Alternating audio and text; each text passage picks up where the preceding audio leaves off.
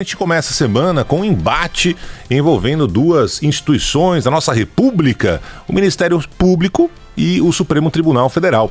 O embate velado até então terá agora uma luta aberta no ringue na quarta-feira, depois de amanhã. Os ministros do Supremo Tribunal Federal voltam a discutir uma decisão monocrática do presidente da Corte, Dias Toffoli, que suspendeu todas as investigações e processos judiciais do país que usaram os dados do antigo COAF, sem autorização da Justiça. O COAF mudou de nome, agora se chama Unidade de Inteligência Financeira. Esse é o ponto em questão. Se o Ministério Público, se a Polícia Federal podem usar os dados bancários de investigados sem autorização da Justiça ou não. Para quem não se lembra, a decisão do Toffoli foi tomada no primeiro dia das férias do Judiciário, agora em julho, né? E favoreceu, entre outros, o senador Flávio Bolsonaro, que após várias tentativas em instâncias diferentes, sem sucesso, viu seu processo ser interrompido pelo presidente do Supremo Tribunal Federal. Não é só o caso do Flávio Bolsonaro, do Fabrício Queiroz, mas todos aqueles que foram baseados em dados do antigo COAF obtidos sem autorização da Justiça. Desde então, teve início uma batalha. De um lado, o Ministério Público, especialmente o Ministério Público do Rio de Janeiro, dizendo que essa decisão do Toffoli, que depois foi referendada pelo ministro Gilmar Mendes, não faz o menor sentido, com o argumento de que dezenas de milhares de investigações envolvendo organizações criminosas estão paralisadas. Não só casos de corrupção, mas também tráfico de drogas, tráfico de armas e milícias. Na avaliação do Ministério Público, a decisão de Toffoli precisa ser redimensionada, já que pretende submeter as comunicações e operações atípicas encaminhadas pelos bancos ao antigo COAF à mesma norma prevista no encaminhamento sobre a movimentação financeira à Receita Federal, e isso atrapalharia as investigações. Já o ministro Toffoli rebate os argumentos, dizendo que, abre aspas, não é possível conviver no Estado autoritário que invada a vida das pessoas, e segue o ministro, é uma decisão em defesa da cidadania, fecha aspas.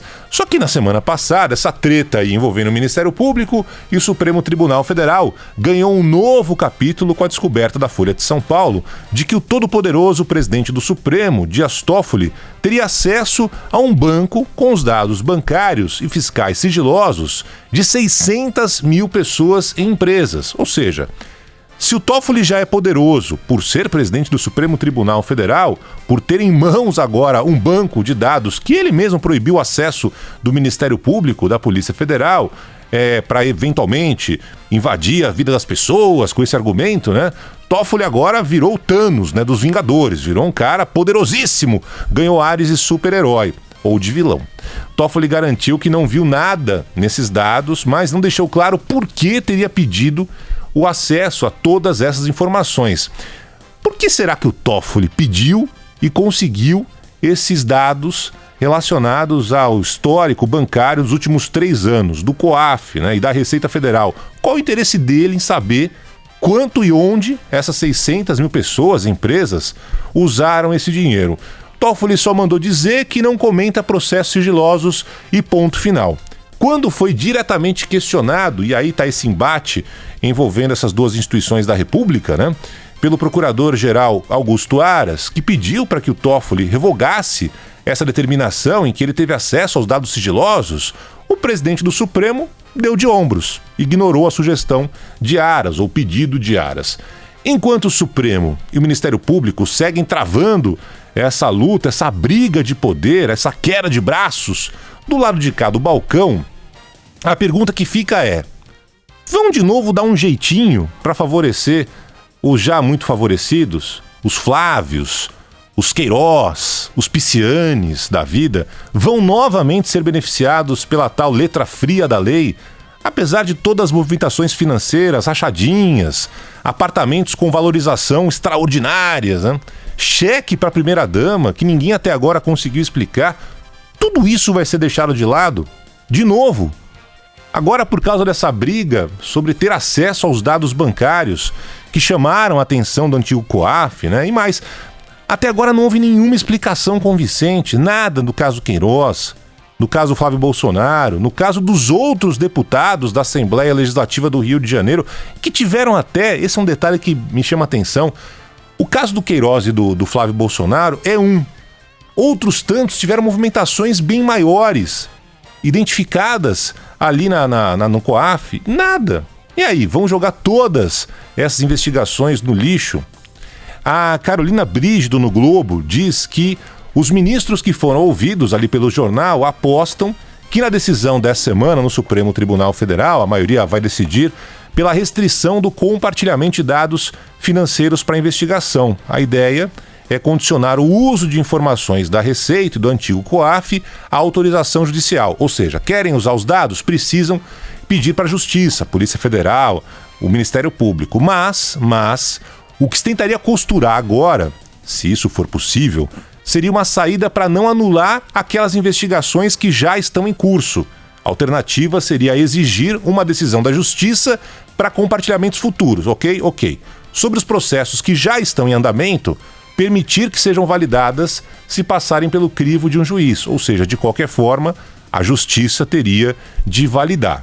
Se de fato for essa decisão do Supremo Tribunal Federal, as investigações do Flávio, do Fabrício Queiroz, além de tantas outras, poderiam voltar a tramitar, desde que um juiz desse esse aval. Resumindo, por mais que o Ministério Público proteste, a bola, de novo, está com o Supremo Tribunal Federal.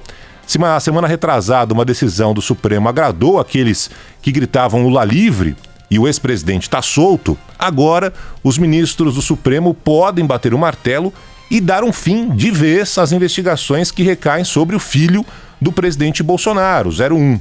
Isso, mesmo que embasado em sei lá que artigo da Constituição, coloca mais uma vez um enorme ponto de interrogação sobre quais serão os rumos do combate à corrupção no país, se é que haverá algum rumo.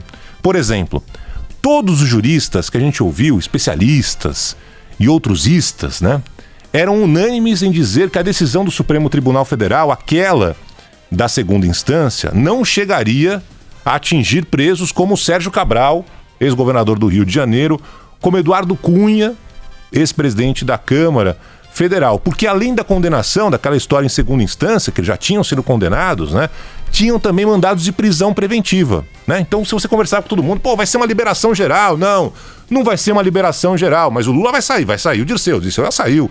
E o Azeredo em Minas já saiu também, tá? Mas quem ia ficar preso? Não, o Cabral não tem jeito, esquece. O Eduardo Cunha, esquece, eles não vão sair de jeito nenhum. Muito bem.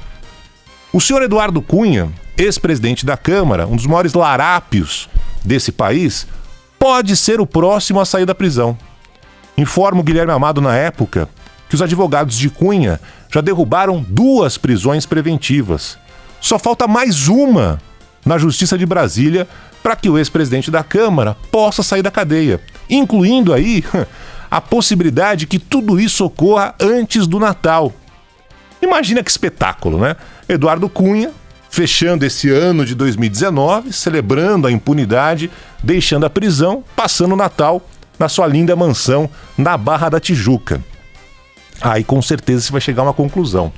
Para alguns escolhidos, com as bênçãos de seus poderosos advogados, não há nenhuma dúvida de que o Papai Noel realmente existe. E vamos em frente.